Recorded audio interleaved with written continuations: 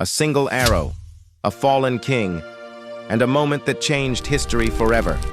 Three rivals: Harald Hardrada, King of Norway; Harald Godwinson, most powerful Anglo-Saxon nobleman; and William of Normandy, who claimed the English throne. One crown, and a year that shaped a nation's destiny. In 1066, three men staked their claim to the English crown. Their ambition and courage shaped a nation's fate. This is the story of how they fought, and how only one would wear the crown. England, January 1066. King Edward the Confessor dies, childless. A throne without an heir. Harald Godwinson wastes no time. On the day of Edward's burial, he's crowned at Westminster Abbey. Bells ring, nobles kneel, but Harold's face shows doubt. Far away, two more men see betrayal and opportunity. William, Duke of Normandy, claims Edward promised him the crown. And across the sea, Harald Hardrada, fierce Viking king of Norway, declares, "England was promised to my bloodline." Three kings prepare for war. In smoky halls, Harald Hardrada rallies his jarls. Once, England bowed to Viking kings, now it shall again. His voice echoes with fire and promise. In Normandy, William gathers his barons. "This is our birthright. With God's help, we shall claim it." And in England, Harold braces his warriors, tired eyes, but a determined voice. "We fight for our land and crown." Three kings, three armies, one throne.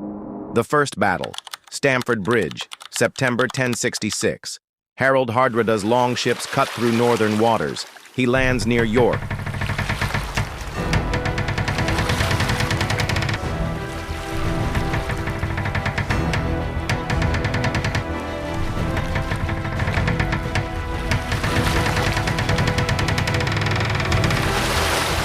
Thousands of warriors beside him.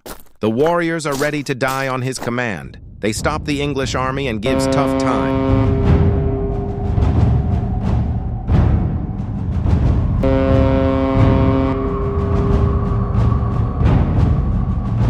Harald Godwinson force marches his army over 200 miles. Exhaustion in their eyes, yet duty drives them. At Stamford Bridge, steel rings, shields splinter, and Hardrada falls.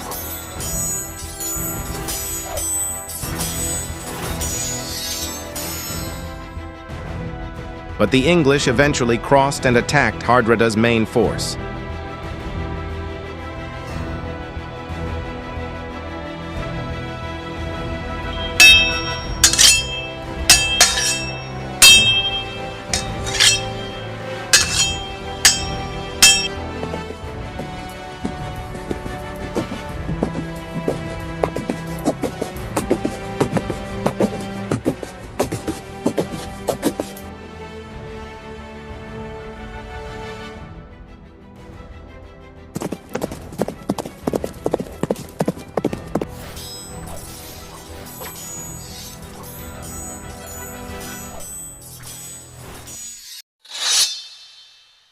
Harald Hardrada was killed by an arrow to the throat.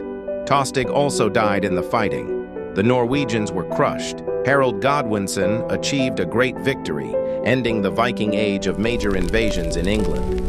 The Viking dream dies on English soil.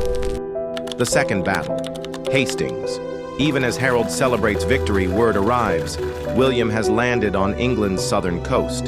Victory is brief. Harold turns south again. His men weary. Steps heavy. October 14th, Senlac Hill. Harold's shield wall stand. Harold's army formed a shield wall on the hill, which was initially very effective. Normans, led by William, Duke of Normandy. William's army used a mix of cavalry, archers, and infantry.